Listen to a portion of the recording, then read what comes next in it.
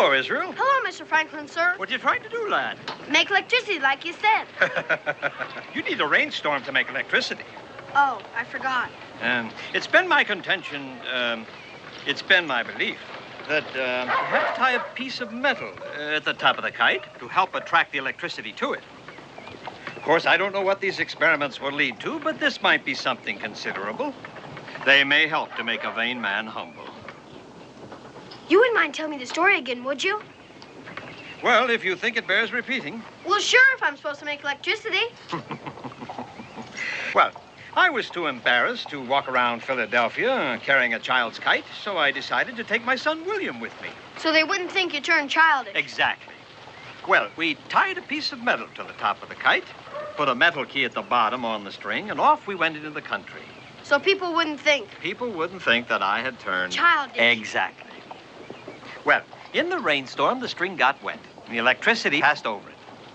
The kite got up in the rain cloud. The electricity was attracted to the piece of metal. It came down through the string, touched the metal key at the bottom, And sparks. Exactly.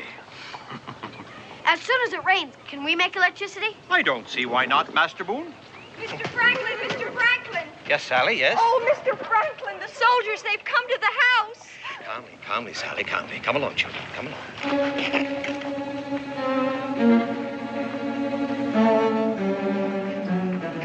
I'm afraid the sight of so many uniforms upset her, Mr. Franklin. No harm intended. Just what is intended, Sergeant? We've come to take your printing press away from you, sir. And if you try to stop us, my orders are to arrest you.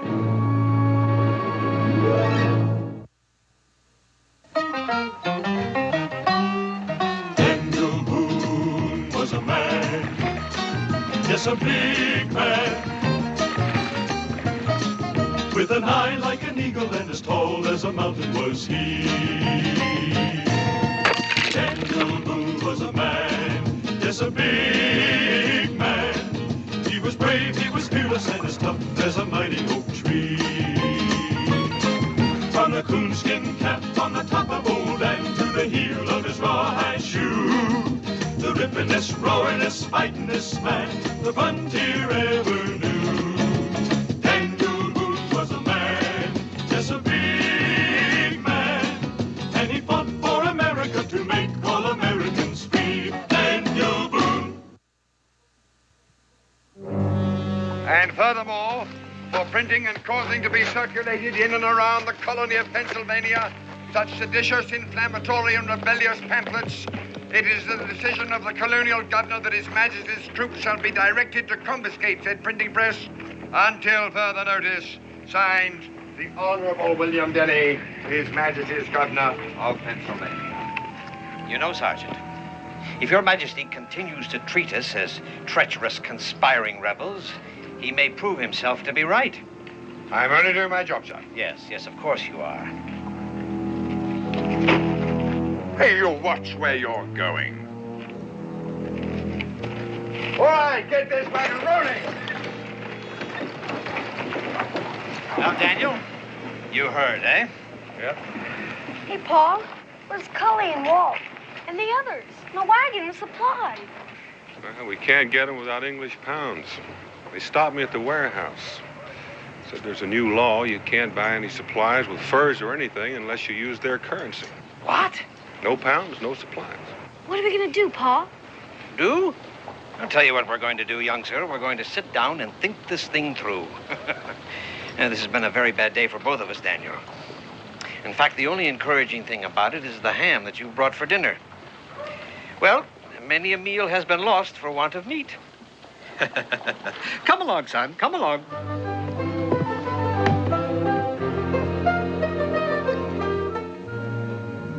Now, the outposts of the colony are hotbeds for insurrection and rebelliousness, which would be better off abandoned before they become arsenals for the rebel army. So Governor Denny was heard to say one evening last week. I presume that's what was on the governor's mind when he ordered His Majesty's warehouses to accept only British pounds for supplies.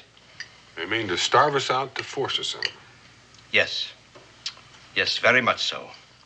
But why, Pa? Well, Israel, I reckon they're afraid we're against them. Well, it's utterly ridiculous, you see. Because on one hand, England won't permit us to manufacture the goods we need for ourselves, and, Why not, sir? well, because they want us to use the goods that they manufacture. Which we'd be more than happy to buy. Yes. Yes, we would. Well, I wish there was some way I could help you, Daniel. I understand. You could help me a great deal if you would permit Israel to stay with you a couple of days. Well, I'd be delighted to, of course. But what will you do, Daniel? People are waiting for those supplies. Yes. Yes, of course they are. Of course. Well, it's getting quite past my bedtime. I presume you'll want to discuss your long journey with your son. Yes, sir, indeed I will. Now, you're sure about... Oh, no trouble at all. It's a pleasure having him here, actually. Well, good night to you both. Good night, Doctor. Night, Doctor. Good night. Now, Israel, you're going to behave yourself, because Dr. Franklin is getting old. Yes, Pa. I'll be back before sundown tomorrow. Pa, isn't this a wonderful house? I mean, there's so many rooms and windows and everything. Yes, it does make our cabin look a mite plain and simple. I didn't mean that. I know. Why don't you and I get a little sleep? All right.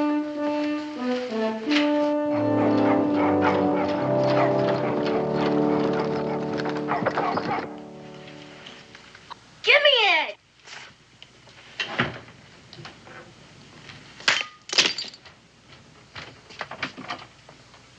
Mr. Boone, please, I must do my work. But we're Hey? your guests. Mr. Franklin, sir. Well, accidents will happen, eh? No matter. I'm sorry, sir. You can deduct it from my wages. But it was my fault, sir. I have to do my chores. Chores? He thinks he has to do chores, sir, like a servant or something. I've tried to tell him he and his father were your guests, and No matter. I have to do my chores. you see, sir, that's how all this happened. We was fighting over who does the cleaning of the china. She's right, Master Boone. You and your father are my guests here, you know. I know. We've been other people's guests before. I know all about that. We've had people guest at our house, too. Lots of times, more than I can count. We have. You can ask anybody. Anyways, we're your guests, and I have to do my chores. That's just the way it is. You gotta help out the people who help you with your food and lodging. I see. It's just good manners, my ma says. Everyone does chores for them who help out with the food and lodging where I come from. Understand? Yeah, she understands, Master Boone, and so do I. We all know that people from the southern colonies have a reputation for good manners. It's all right, Sally. It's all right. Yes, sir. Well, young Master Boone, let's see if we can find some work. I mean, chores for you to do, eh? Good. What are they? Well, let me see. Oh, the kite. Do you realize, young sir, that I'm responsible for many more things than just pulling electricity out of the air? I think I heard my pa say something about a stove. Yes, I invented a great warming stove that circulated heat about the room. I started the lending library, the Philosophical Society. I founded the university. I was clerk of the Pennsylvania Assembly. I started the fire insurance companies, the fire brigade. I was postmaster for the colonies for many years. Why, do you know that I even taught swimming? Did you know that? No. Yeah. Why'd they take your printing press away? Well, I guess they didn't like what I was writing about their king and his venal parliament and how they were trying to govern us. Oh, Yes. I see. Yeah, quite. Will they ever bring it back? Oh, yes, I guess so. They usually do after a spell. When? Oh, in about a month or two, I should imagine. Oh, You interested in printing, young Master Boone? Yes, this is where my printing press stood before they took it away. Yes, the female pronoun is always bestowed upon man's favorite things, Israel, the things he loves the most and he cannot do without. A sailing ship is called she. She takes the waves gracefully, sailors are heard to say. A good carriage is she, a good rifle is she. And my printing press is as temperamental and as delicate and capable of doing beautiful things as is a lovely woman. but why? Well, you'll understand when you get older, son. Well, my press stood here, as I said, and they call it a press because, in fact, the blank paper is pressed up against the blocked ink, the same way that a wine press squeezes the juice out of grapes, or a cheese press... Wait a moment. Wait a moment. My printing press works the same way that this cheese press works. As a matter of fact, if I wanted to, I could probably get this thing to work. We could? Yes. It would take a little fixing, of course. Well, the cheese press doesn't come down low enough, but we could put wooden blocks in here to raise it up, and then the type would be locked in. We could slip a piece of metal between the paper and the type. We would have a uniform impression, and therefore we could print. You could? Yes. Would you like to see your name in print? You bet. All right, come along, then. Come along, Israel. Yes, now, if we were to print your name the same way that it was pronounced, it would come out Enub Lirsi. What? That's right. If we were to print your name the way that it was actually spelled, it would be Enub Lirsi. Enub Lirsi? But you spelled my name upside down and backwards, too. Upside down and backwards. Come around and look. Oh, I see. Now my name is spelled right. I mean, you have to put everything, all the letters and words, upside down and backwards before you can print them? Everything. Can you really get that to work like a printing press? Yes, I think so. With a little ingenuity, which in all immodesty I admit to having. Could you please, I'd consider it a big favor, print my name on a piece of paper? You see, I'd never seen my name printed before. I'd keep it forever and I'd take it wherever I go. Well, You can't really get it to work, can you? yes. Yes, I think I can, young man, but the insurmountable problem is that we have no ink. No ink? No ink. You saw the soldiers pouring the ink out of the bottles when they took away the printing press. Yes, but I mean, can't you just go to a store and buy some? No, the ink comes from England, and they keep it under lock and key. And they give it only to printers who promise not to print rebellious or seditious pamphlets. Oh. I've been experimenting with several recipes for ink, but unfortunately, I've not been very successful. I've tried everything, but nothing seems to work. The ink isn't black enough. I've used rainwater and alum, and gum arabic, sugar, logwood chips. I've boiled it and strained it, but nothing seems to work. It doesn't hold the paper. The black just seems to fade away. Oh. I've tried everything, Israel, everything. Tapwood roots, powdered rocks, certain kinds of earth, but... It all fades away. Yes. I guess I better get back with my chores. I'm sorry, Master Boone. That's all right, Mr. Franklin, sir. Pa! Pedro, you been behaving yourself? Yes, Pa, honest. That's good. I'd like to talk with Dr. Franklin. Yes, Pa. Well, have you devised a plan? We've arranged for a fire. A fire? There's a wreck of an old hull tied alongside the wharf right next to one of His Majesty's schooners. While the guards are trying to put out the fire, we'll be loading a wagon. We have a fair chance of making it. Do you realize how many garrisons of troops there are between here and the Cumberland Gap, Daniel? Yes, I do, and we'll have to take the long way around. Of course, we'll just be traveling at night. It sounds risky to me, Daniel. Very risky indeed. Once we have the wagon loaded, the men are on their way, I'll come back for Israel. Getting those supplies out of here and taking them past the guards is a very dangerous plan, Daniel. Well, if there's some other way to do it, Dr. Franklin, I'd do it.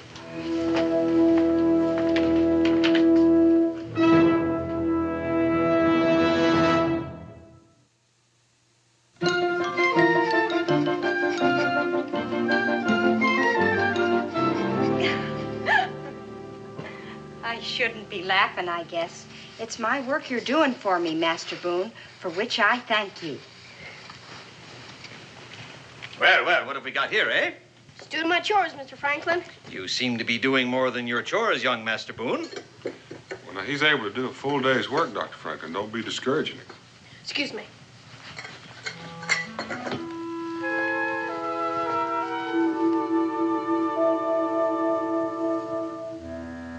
There's nothing so black as lampblack. Daniel. Daniel, go out and get your supplies. Get a whole wagon load of supplies, and with money. Money? Well, where are we going to get it? We're going to print our own. But I thought... No, they may have taken away my printing press. But they didn't take away my cheese press. Put it right here, Daniel, right here. What about the ink? You said yourself, sir, that... Well, lampblack is the answer to making ink black, young man. You gave me the idea yourself. Well, will it work? Well, I believe so. I don't think there's any reason why it shouldn't. Dr. Franklin, you said those supplies were for British citizens only, and important ones at that. Yes, well, as long as I'm counterfeiting money, I may as well counterfeit papers for you, too, to identify you as the steward and the purchasing agent for the estate of the Earl of Norwich, a kindly English gentleman who lives some 40 miles south of the city. What does counterfeiting mean? Bogus, fake, made to look authentic, but in actuality, it's worth nothing. Now, Israel, I want you to gather all the lamps in the house and light them right away. Wouldn't it be strange if somebody walked in and saw the lamps lit and the sun's right overhead? Here's we'll do what Dr. Franklin said, and right away.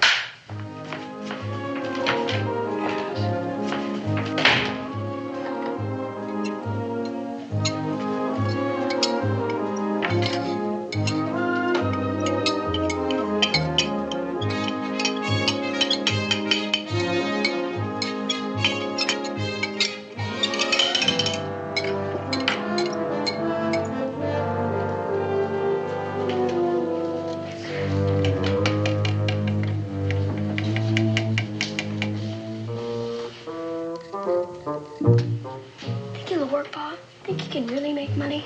What's that? What's that you're whispering over there, young man? Nothing, sir. Think I'm a foolish old man, do you, huh? No, sir. Huh? Don't think I can print money like this, do you, huh? Well, And don't forget, young man, I am the man who brought the electrical fire from the sky.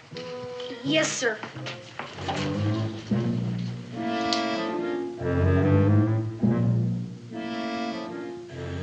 With all due respects, Dr. Franklin, I have my doubts. Daniel, I can hold my own with the best of those counterfeiters. When I first learned the printing and engraving business, I copied and copied and copied everything that I could get my hands on until I learned how it was all actually done. But the ink, It's beginning to look like ink. well, I hope so. As a matter of fact, I'm always very enthusiastic about my discoveries until I discover that some of them don't actually work. I didn't want to dampen Israel's spirits. But several months ago, I hit upon the idea of using black beetles to color ink. People thought I was daft, of course. I sent Sally and her family out scouting all over Philadelphia, buying up all the black beetles they could find. I used several hundred of them. I must admit, I felt rather like a monster drowning all those poor black beetles for nothing.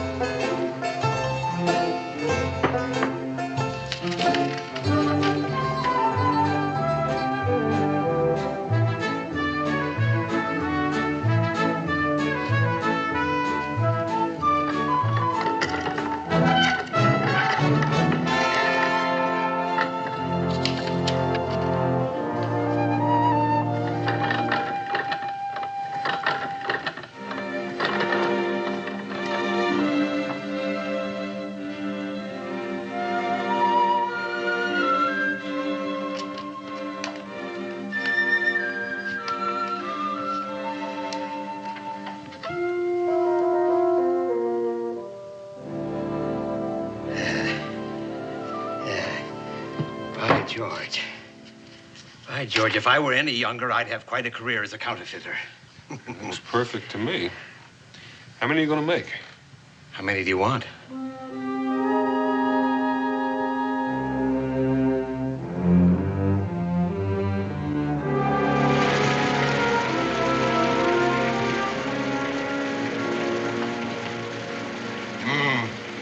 I would have preferred that it hadn't rained tonight. Might prevent this ink from drying quickly. Well, I'm sure they'll dry just fine.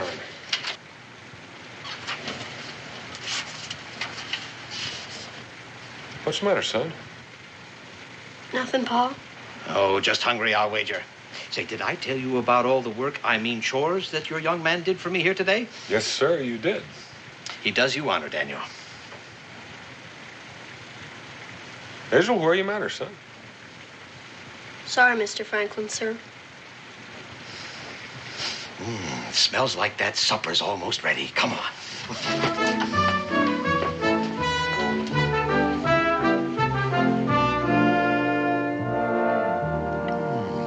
Delightfully savory, this smoked ham from your part of the country, Daniel. I shall make it last indefinitely. Yes, indeed. Next, I shall cook it in Madeira. I shall cook it in Madeira and call it ham bayonnaise. Then perhaps with brandy, known to ham lovers the world over as ham chambretin. Then perhaps with braised sauerkraut, sausages, and potatoes. And I shall call it ham à la saucienne. And then finally, I shall have ham and pastry, covered all over with pâté de foie gras and truffles, and wrapped in dough and baked. Yes, indeed. Yes, indeed, Master Boone. There are many adventurous ways one can cook foods. Mark my word. Yes, sir. Israel, is that all you can say? What you said? I'm only used to having ham one or two ways. With lima beans or without lima beans.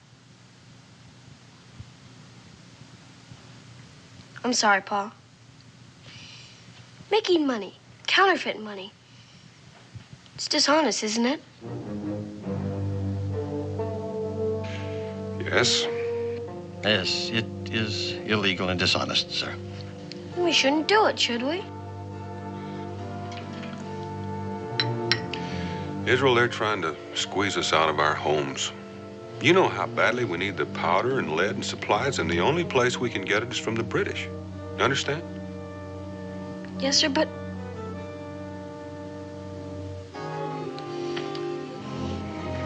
I'm sorry, but you always told me never to do anything if it was dishonest. Son, it is true, if I buy supplies with counterfeit money, that I will be cheating the British Army out of money. But you and I both know that we've got to get those supplies. Yes, sir, but it's dishonest. Master Boone, I believe you've pointed out, how shall we say, an embarrassing flaw in our plan. Sorry, Mr. Franklin, sir. That's quite all right, young man. You were quite right to bring it up. I'm glad that you did. I'm proud of you. And as I said before, you do your father honor, sir. Thank you, Mr. Franklin, sir. And I believe the only way to correct this dishonest thing we are doing is to keep track of the serial numbers as we put them on the bills. Serial numbers? Yes, and after we've gotten this ridiculous law abolished, we shall approach everyone holding these counterfeit notes and exchange them for real money. And upon that, sir, I give you my word. We can leave the furs with Dr. Franklin, and if there's not any real money, he can use the furs. Now it's honest. Quite so, sir. Quite so. Excuse me, sir, but there's some men out back, dressed in buckskin, asked to see Mr. Boone. It'd be Cully and the boys. Let's go out, Israel, and tell them about the change in plans. No, they want to see you, sir. Well, I shall want to see them too, Daniel. Speaking of buckskin, you'll be needing city clothes, won't you? Oh, mine won't do. Mine won't do at all, Daniel. Oh.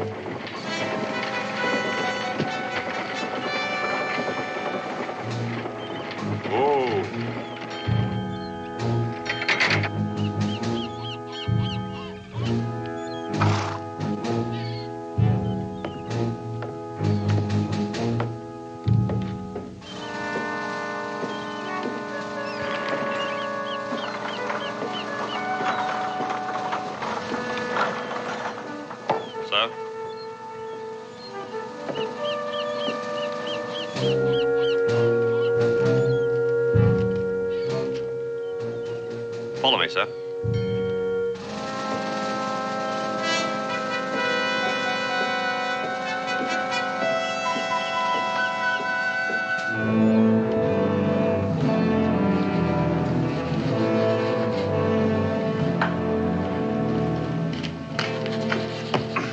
Begging your pardon, Quartermaster. Quite proper, quite proper. How is his lordship, the Earl, these days? The Earl, fair, just fair.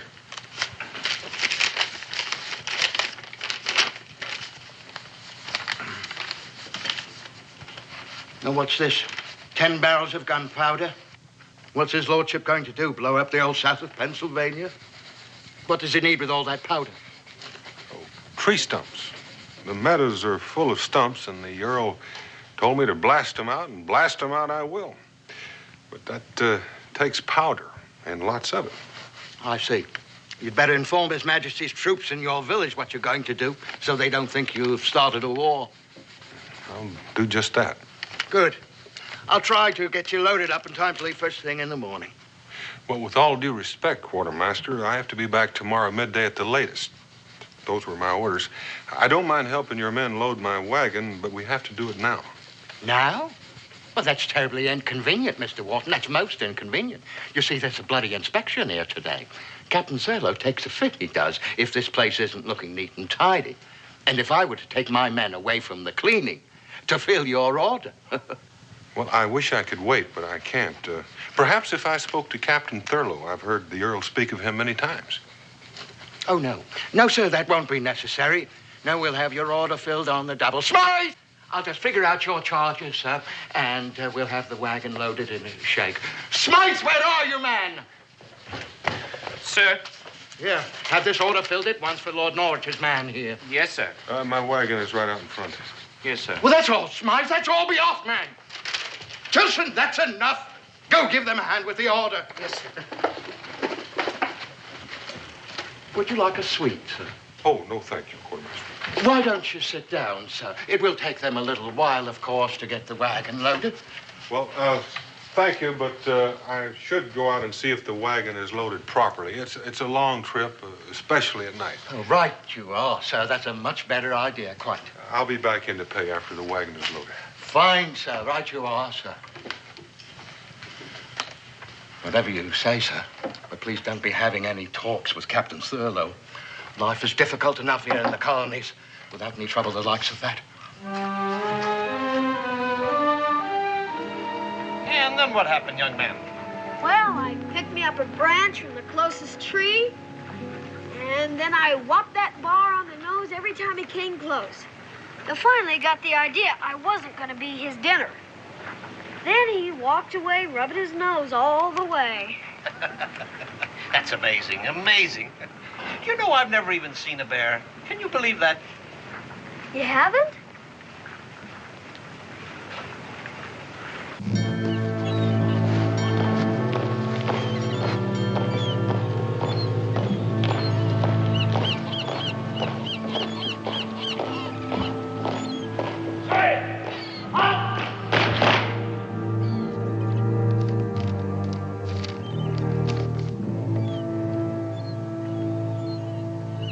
Mr. Wharton?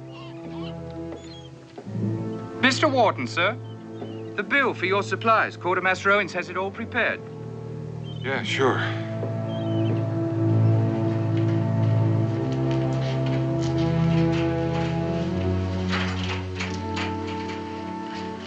Well, that didn't take long now, did it, sir?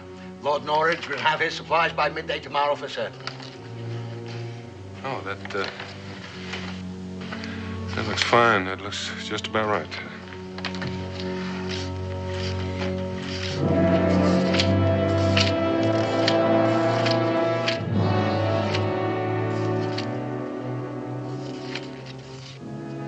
Thank you, sir. Thank you, Colonel. One moment, sir. You don't want to go back to Lord Norwich without me marking the order paid in full, do you? Your governor wouldn't like that one bit, now would he? No, he wouldn't. There you are. There you are, sir. Thank you, Quartermaster. All right, men, in here.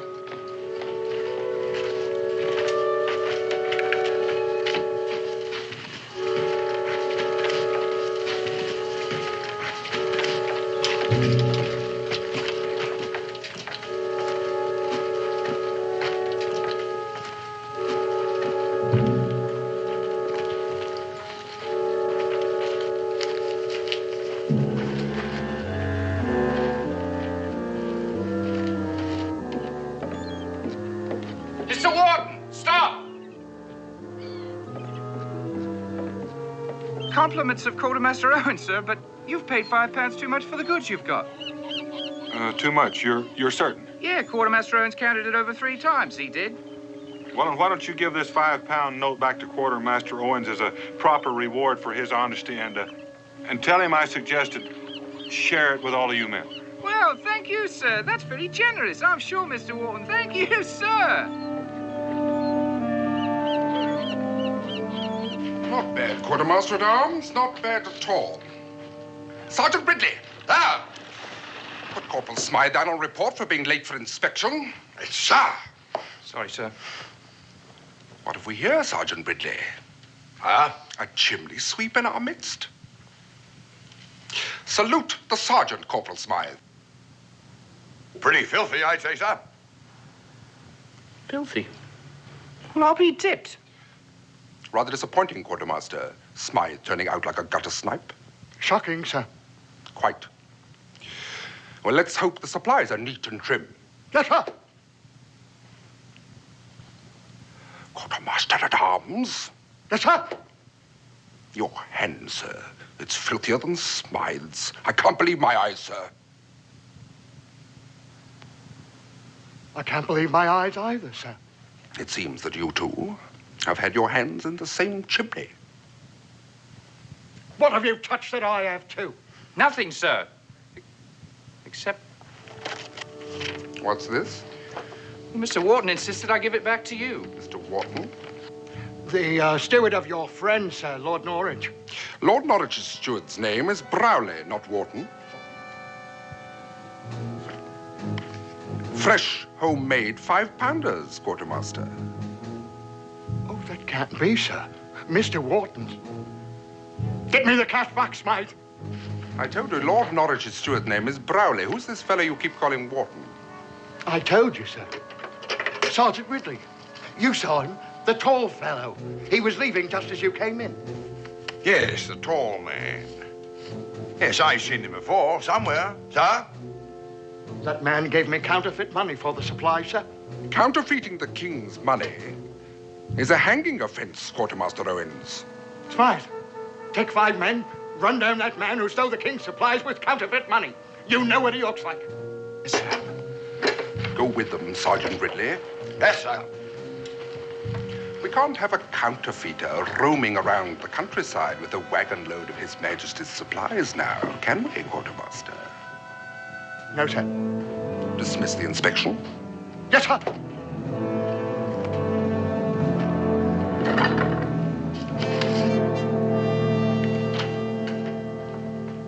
Well, what are you printing there, young Master Boone? Begging your pardon, Mr. Franklin, sir, but you'd laugh. Oh? Well, you'd have the right to laugh, too. Very well. Very well, young man. I was only trying to be of some assistance. You know, sir, half the fun of printing is doing it yourself. I understand, son. If my youngest son, Francis, had lived, he would have probably have said the same thing. Sorry, sir. Guess I wasn't being very neighborly. Well, let's see what you printed then. Ah, Israel is the best shot in Boonesboro, eh? I told you, stupid. No, not at all, not at all. It's a marvelous beginning, actually. Shows boldness, a certain immodesty, a quality which is very much admired in the communities and the frontier like Boonesboro. Thank you, sir. You miss your home, do you? Yes, sir. Well, I understand. But you know, it's quite wonderful here in Philadelphia, Israel. All the great ships tying up at the wharves, and people from all the different countries of the world. Well, you'll be home soon, son. You'll be home soon.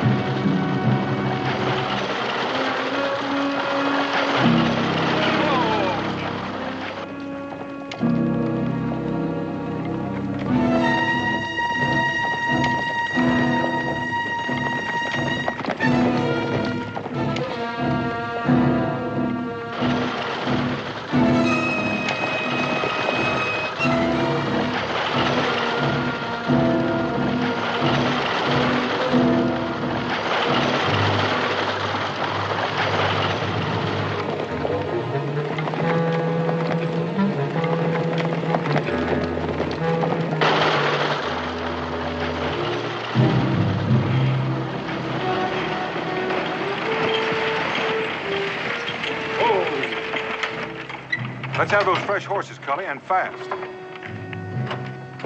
We just about gave you up. Oh, it's all there, Cully. Looks like these horses have been running away from something. You don't say.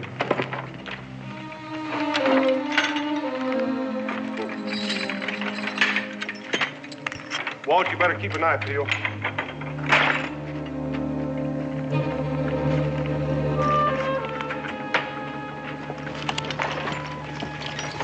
You got a barrel full of soldiers on your tail, Dan? Only 6 or 7. That's about 2 each.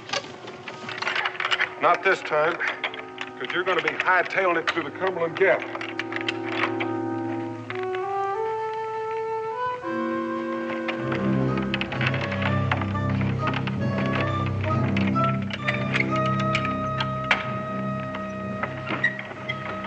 Tell Rebecca Hazel and I'll be along in a couple of days. And you better not come back wearing those clothes.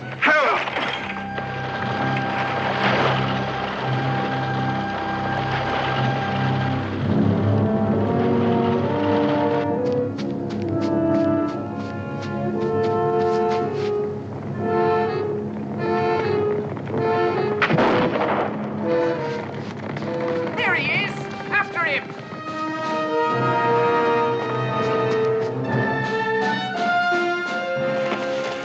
That's him, all right. What about the wagon? It must have broken down somewhere. We'll see it better in daylight. You can't get the horses through that thicket. Then we'll follow on foot. Dismount. Two of you stay here and look after the horses. The rest of you, spread out, get out for him.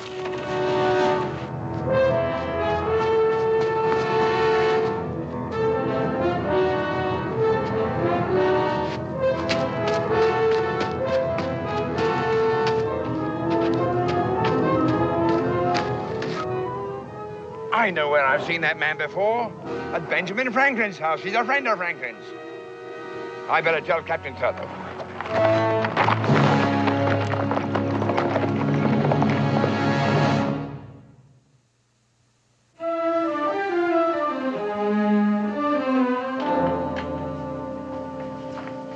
Well, how did you like that ham of bayonnaise, young Mr. Boone, eh?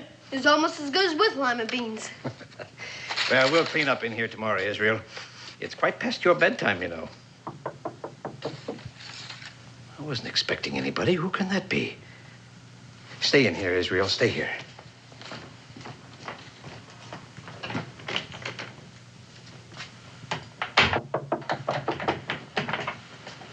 Answer the door, Sally. Yes, sir. Good evening. Please tell Mr. Franklin that I'd like to see him, would you? Tell him yourself, Captain. Quite. Sergeant Ridley, Sir. remain here and permit no one to leave the premises. Yes, sir. All right, you two, round to the back. Keep an eye on the back door. This young lady will show you the way, won't you? It's all right, Sally. It's all right. Yes, sir. Come along, Captain.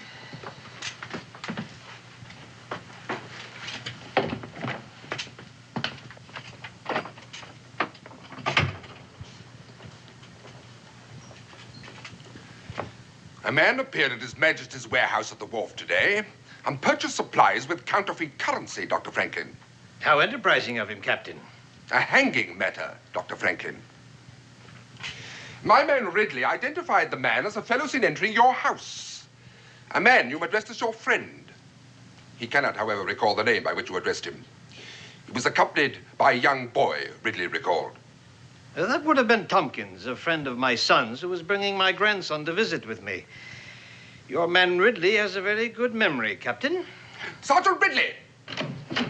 Yes, sir. Was the man's name Tompkins? No, sir. Search the house, Sergeant Ridley. Yes, sir. Now, look here, Captain. You've got no right to be breaking in here. Perhaps Ridley's memory is better than yours, Dr. Franklin. I shall see to it that your superiors hear about this illegal conduct of yours by tomorrow morning's mail. Your contempt for His Majesty's administration of these colonies is well known, sir. I may be a bit brash, but I remain quite logical. Of all the men in Philadelphia, you were the most likely to have printed such counterfeit notes. I take that as a compliment, Captain. May I remind you, sir, this is not quite the same thing as printing those annoyingly slanderous, seditious pamphlets. Printing the king's money without his permission is likely to be taken far more seriously by the crown than mudslinging. Very well, I confess. Take me to the stockade. I am not amused, sir. No, I confess, Captain. To err is human, to repent divine, to persist devilish. Really, sir? Well, are you going to take me or not? You're too eager, sir. Sir, no man, no boy, no printing press. We searched every room in the house except the one across the hall. It's locked. Will you open it, sir? Well, if you want my confession, Captain, I demand that you take me to the stockade right now. Then we shall have to knock it down.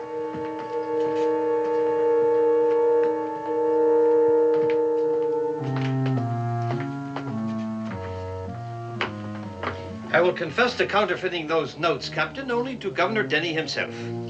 What are you trying to hide in here, sir? Nothing, sir. That is my workroom where I do my experiments. Sergeant Ridley's memory is so good, perhaps he can describe it to you.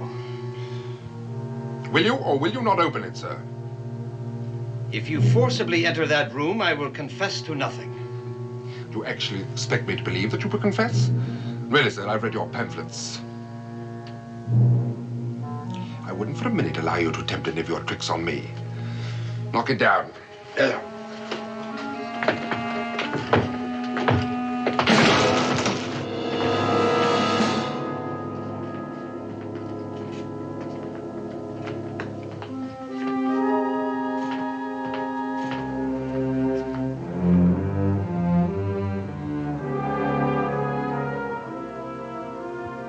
You were trying to trick me, weren't you, sir? Into a false arrest without evidence. Could have forced me to resign my commission, sir. Yes, Captain. I should probably have had a full account of it published in the London newspapers. It's such a sad commentary on the times, that seems to be the only amusement left to me today.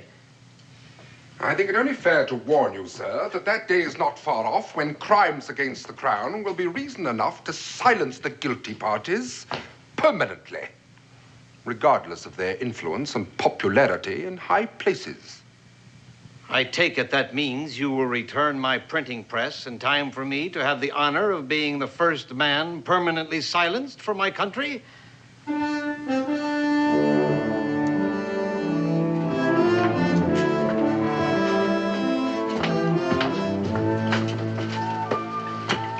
Would like to, sir.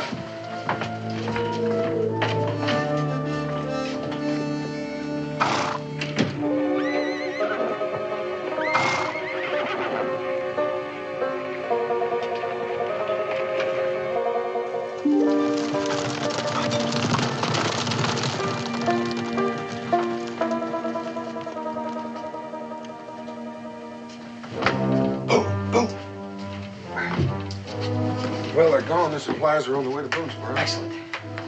Where's Israel? Well, I don't know. You mean you don't know where he is? No. I left him in here when the soldiers arrived.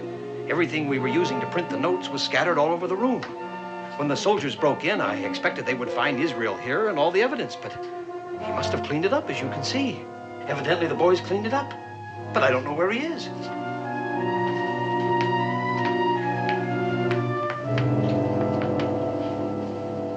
Israel?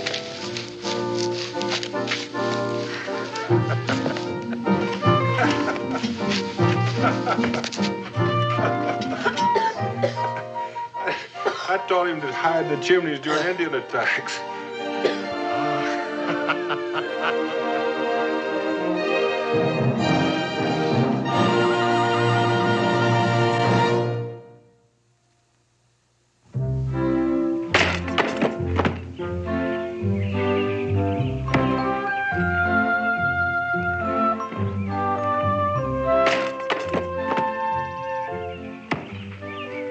This enough?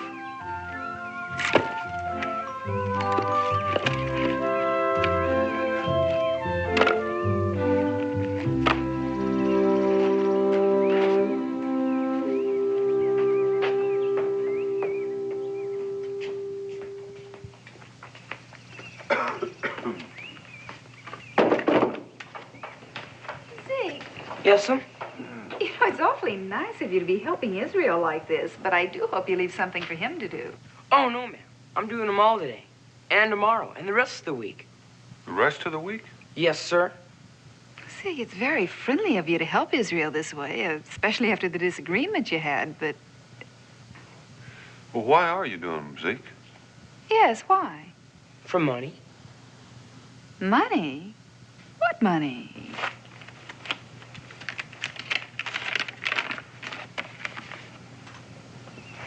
An Israel Boone £1 note? It's signed with Benjamin Franklin, and it has a real serial number on it.